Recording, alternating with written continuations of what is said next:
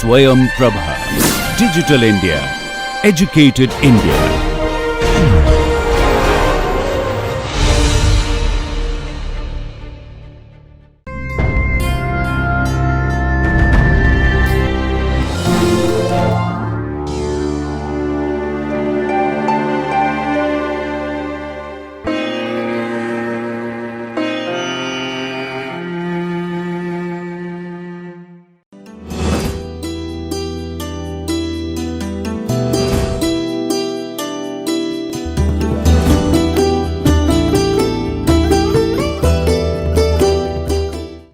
Hello viewers, welcome back to this NPTEL course on ESD, Education for Sustainable Development. So, in the last class we are discussing about the different perspectives of sustainable development.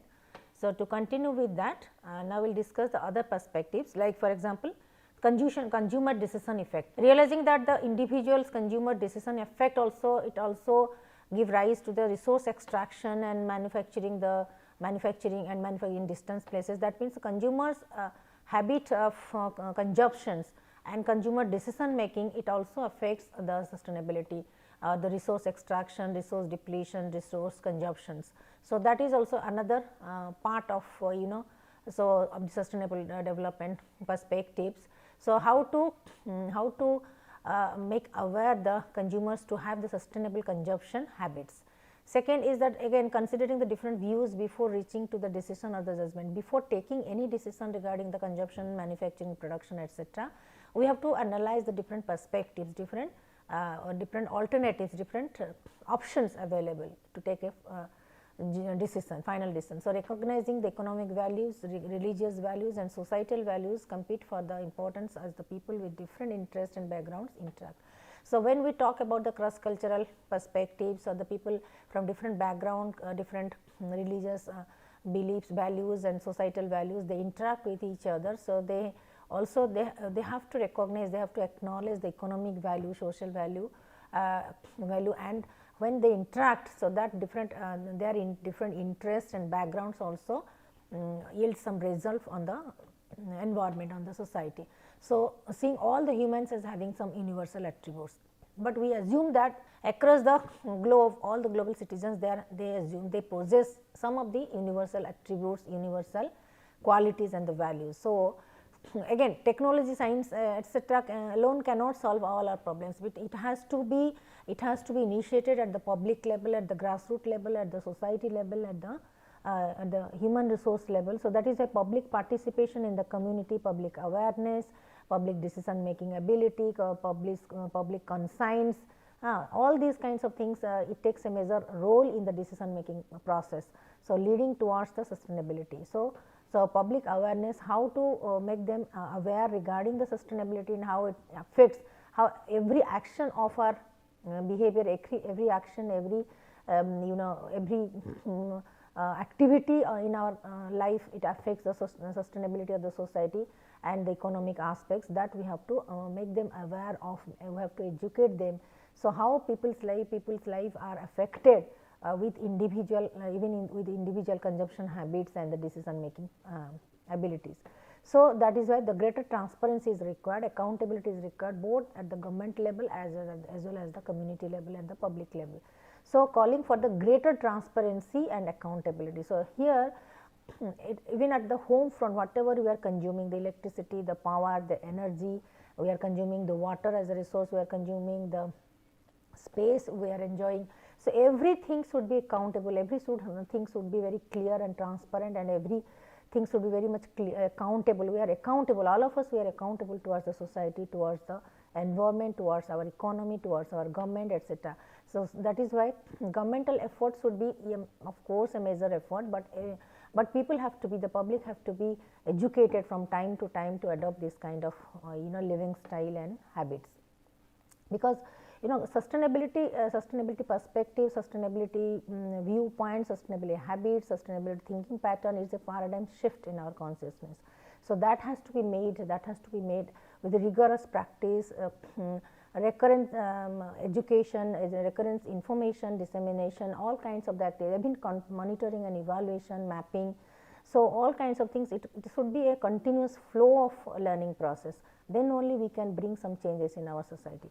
And for that matter, government can also initiate some of the schemes, some of the tools to measure, to assess this impact with greater transparency, greater accountability and suitable measuring tools. So, that is another thing is that step to be taken by like employing the precautionary principles. Okay. How to avoid like you know this irreversible kind of environmental and social harms, like you know man-made disasters are there. Man-made disasters with especially in the hill stations, like landslide, frequent landslides, and because of the over construction, because of these even in the blockage of the drainage system, that means the drainage system is not you know very underground and very clear. So, because of the poor management of drainage system and over construction, crowded overcrowded population and the buildings construction buildings etc., without thinking about its impact on the environment, without thinking about its waste management system, drainage system etc. So, that creates a kind of the man-made disaster. So, how to curb it? So, for that matter we have to employ precautionary principles to avoid this kind of serious irreversible environmental problems, environmental effects through our scientific knowledge, through our technology, through our you can say educational programs.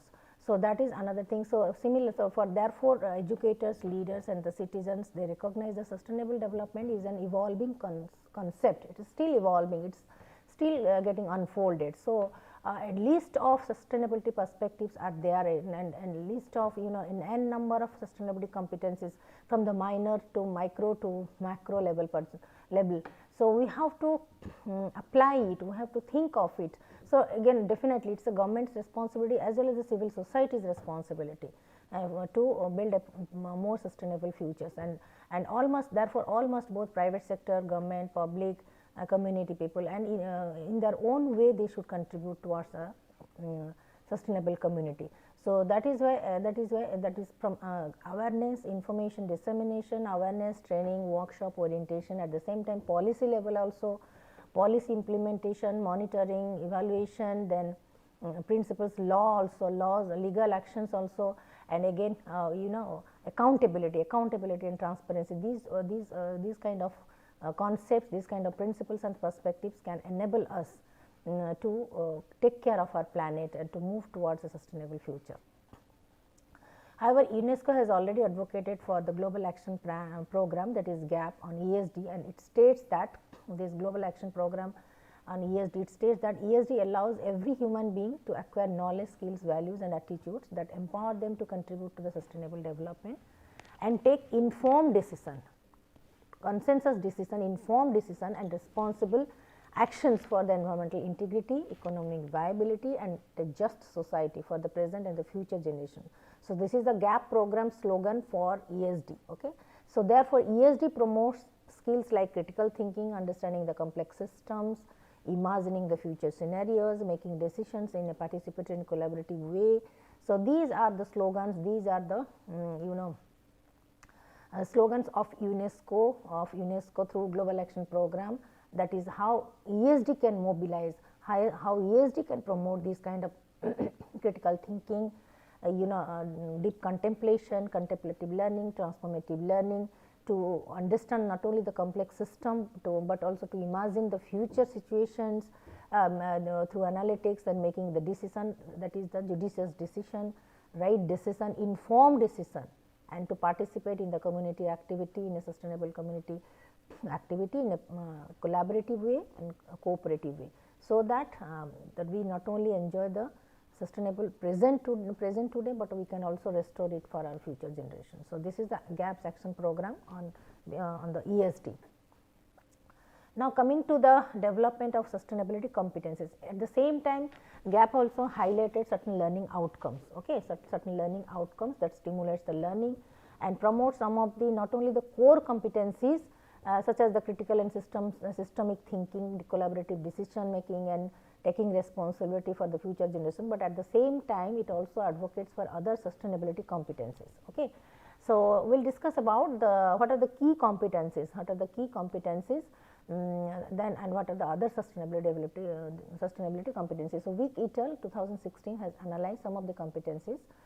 So, here we can say that the core competencies like critical and systems thinking, critical, the whatever we are observing, we are witnessing, we are encountering, we are facing the issues and challenges, we have to critically evaluate its pros, cons, background, cause, effect, strengths, weaknesses, it's all kinds of aspects we have to critically evaluate it. And systemic thinking means we have to give a holistic perspective of what is happening. It is not just happening to us, to our state, to our people, to our village, our community, but holistically at a large, at a global level, why it is happening, what is the implication, what are the implication, what are the cause, what are the effect, what is going to be the future condition of these things. So, it is a systemic thinking means a holistic perspective, evaluating something, reflecting on something on as a whole, as a system, that is called the systemic thinking. So, critical and systemic thinking, collaborative decision making, that is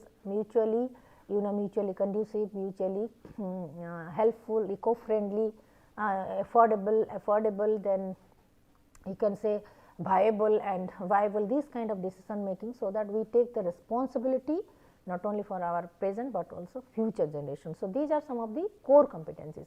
But besides that, what are the other key competencies that Wick et al. Has advocated, like anticipatory competency.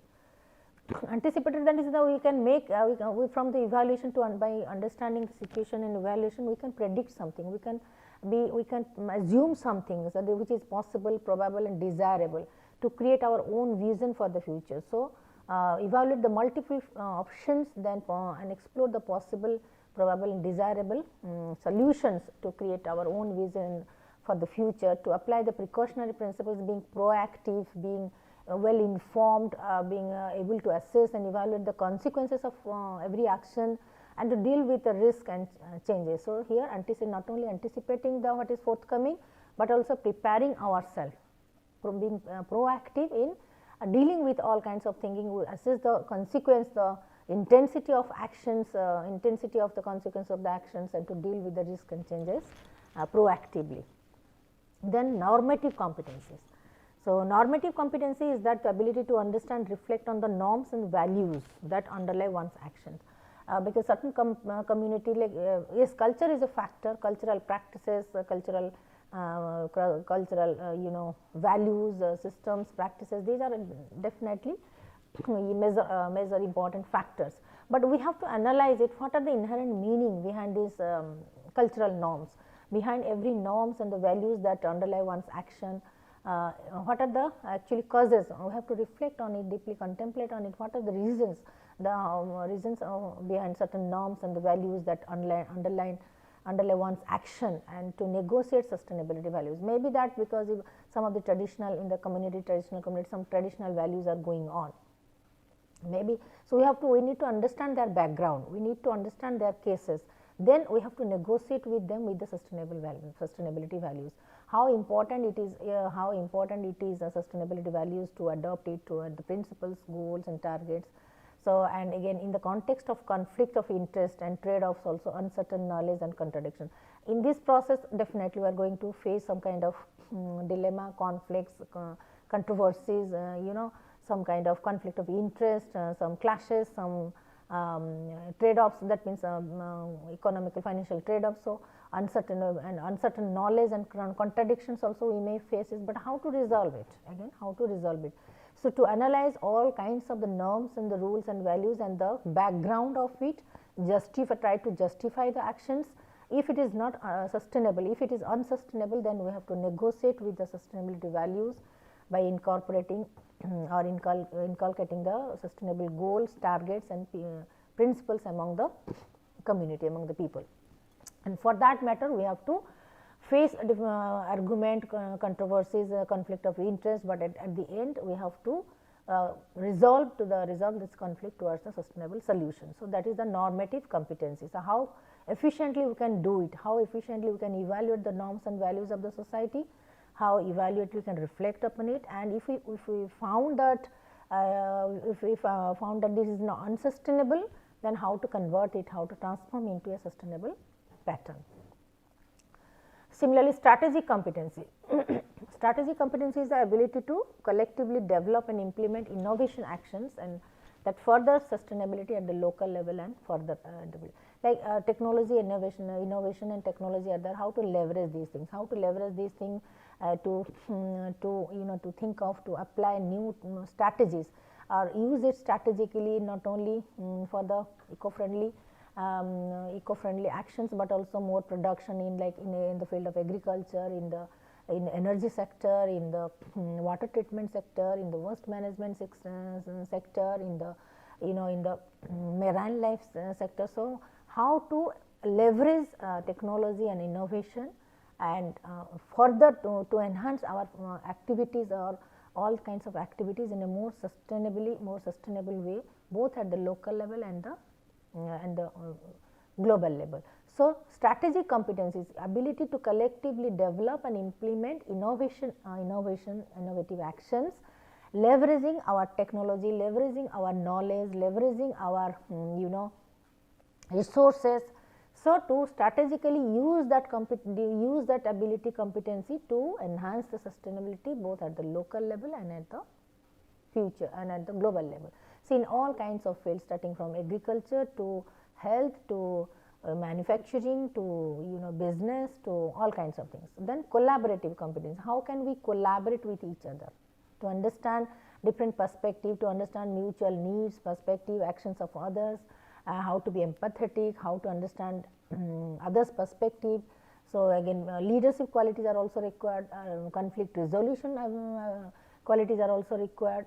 So, how to build up this collaborative and participatory problem solving approach. So, whatever issues and challenges and problems that we are facing, we have to, all of us, we have to develop the collaboration competency, so that we can work together, work together with empathetic and creative and understanding each other's perspective, mutual benefit, and for a common good, common well-being, and how we can resolve the conflicts in a very judicious and win-win solution. So, here and every individual need to develop this kind of competencies. So, that is a nowadays group learning, teamwork, these are being promoted. Why? Because it enables the individual to develop this collaborative competency. So, collaborative competency. Similarly, critical thinking competency, as we have already repeated it again and again, critical thinking ability, systemic thinking. That means, whatever that we should not be complacent, we should not be very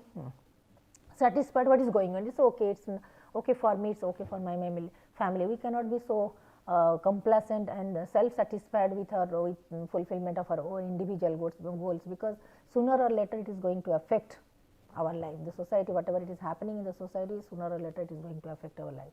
Hence, we have to be very vigilant, we have to be very cautious, we have to be very critical about what is going on in terms of asking the questions, questioning the norms, the practices, the opinions, and reflect this in the social networking platform. So, analyzing judging evaluating the perception and actions, and how it affects the society. In terms of the critical discourse, sustainability discourse, and the dialogue and social networking also, we can also ventilate it, we can also communicate it, we can also convey it. So, critical thinking competence, because every individual has the right to critically evaluate the things and give their opinion. So, how, but the critical thinking competencies should go in a very positive way, it should be constructive, not to distract, not to create a kind of disassociation or criticism, but to make others aware of its side effects of any policy, any strategy, any solution, any kind of habits. So, for this critical thinking, developing the critical thinking competencies, the people should be trained again and again, educated from time to time in a group setup with the critical evaluation, or assigning them some kind of social issues, some challenges. So, through critical and sustainable discourse, dialogue, debate, etc., this kind of competencies should be developed, could be developed. So, it has to be inculcated, incorporated, included in the education system itself from the very beginning. Okay. So, So, that is why in the school level also from the very beginning we promote critical thinking and creative thinking among the children. What does it mean? The child can from the very beginning the child can think independently, child can think critically, child can think of other options independently without depending on the what is going on, what is happening or what has been prescribed to them. Independent thinking, creative thinking and critical evaluation, critical thinking. So, self awareness competency, again we must be aware of what we are actually doing in our own sphere, in our own space. So, ability to reflect on one's own role both at the local level and the global level in the society and continuously evaluate and to further motive one's action and to deal with one's feelings and desires. Suppose, so we are in terms of our consumptions, in terms of our cleanliness habit, in terms of our production, in terms of purchase power, in terms of shopping behavior, in terms of utilization of the resources like the food, energy, water, these things, how we are actually we are doing all these things, how we are consuming, how we are behaving, we ourselves must be very reflective and conscious about it. So that we can very well judge, evaluate our own behavior and habits and its impact on the environment, so that we can be more conscious to adopt a kind of sustainability habits. So, that is why self awareness competency, how much aware we are regarding our own behavior, its impact on others and our learning habits and sustainability habits. So, then integrated problem solving competencies. So, integrated problem solving competence, that is it is an overarching ability to apply the different problem solving frameworks, like for solving different kinds of problem, environmental problem, technical problem, social problem, communication problem, interpersonal relationship problem. So, we can apply different kind of frameworks, problem solving frameworks to not only understand the complex issues of the society, issues and challenges, but also it can develop a viable and inclusive and equitable solution, which is very flexible, dynamic, viable, inclusive. It takes into account others' perspective, their opinion. An equitable solution, that means it will yield the result equally beneficial to all the stakeholders. So, to promote the sustainable development. So, integrated problem solving competencies, we cannot adopt one strategy for solving all the problems.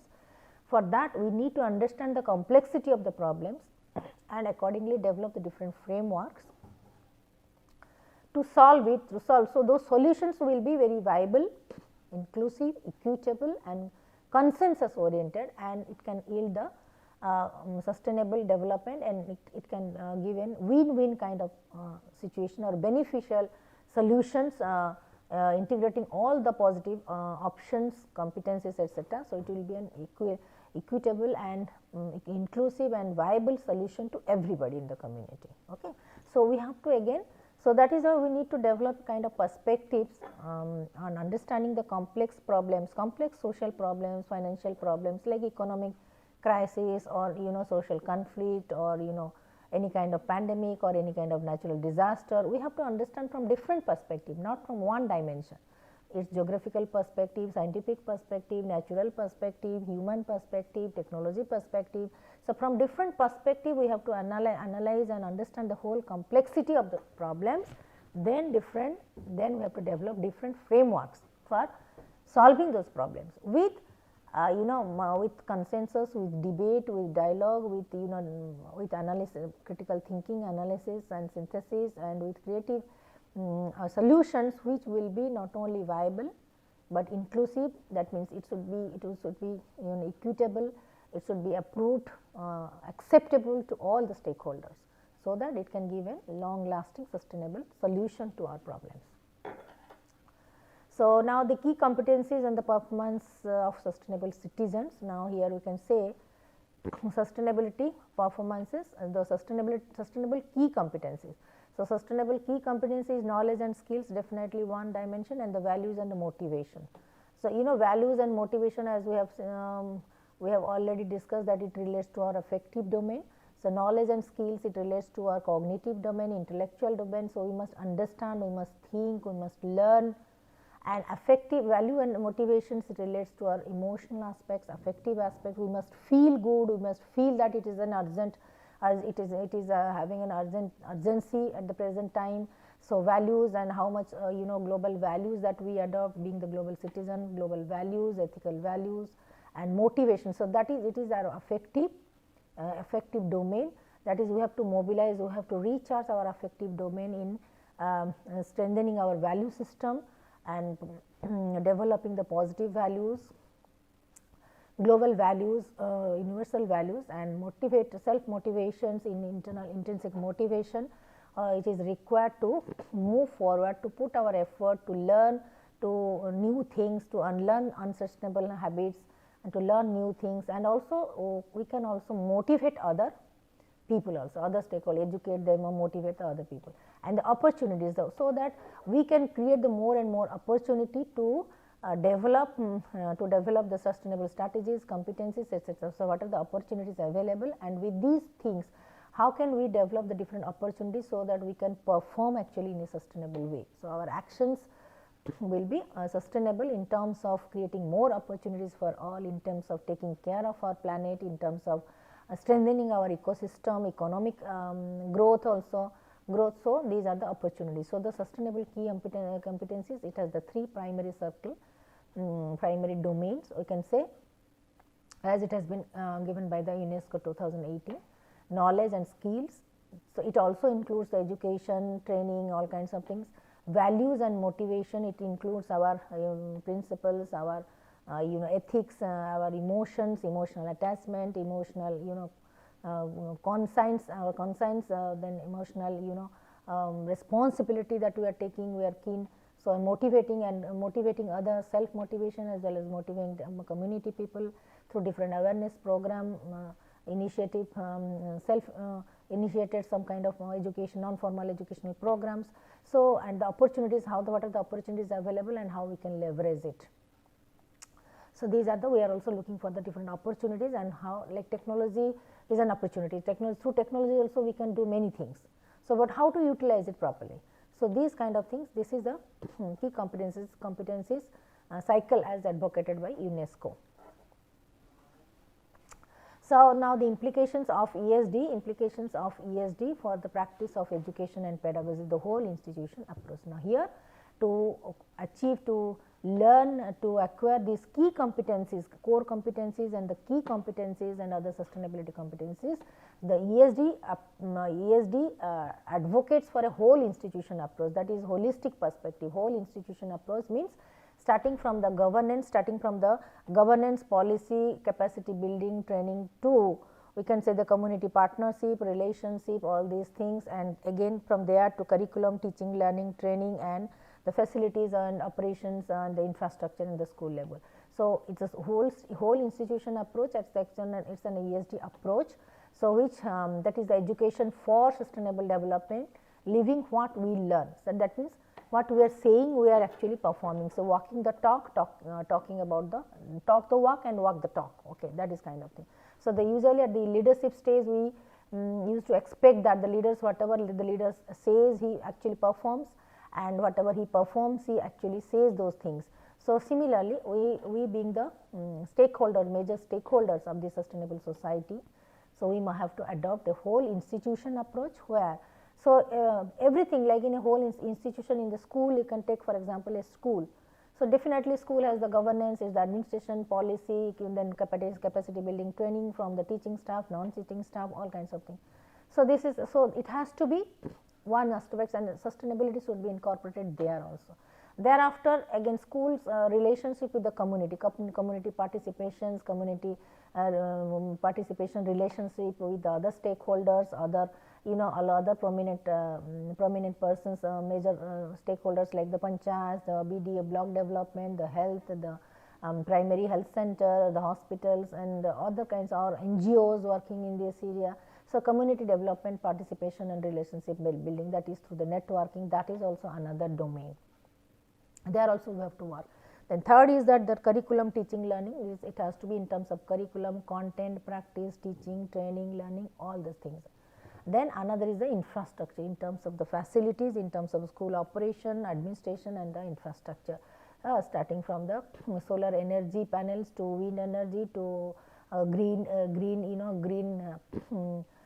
green market to green jobs to green habits to green cell to everything. That means going green. That means how eco-friendly as much as that means that we have to take the responsibility of emitting the zero carbon. You can say carbon neutral or even the zero carbon to protect our environment. So, this is kind of whole institution approach.